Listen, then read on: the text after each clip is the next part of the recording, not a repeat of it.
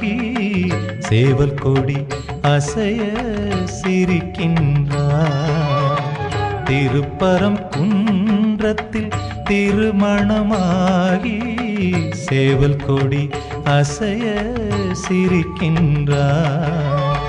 அருள் வடிவாகி அகிலம் மகிழ ஆனந்த வைபவம் முருகனின் கோலமே அழகனின் தரிசனம் அடியவர் சீலமே.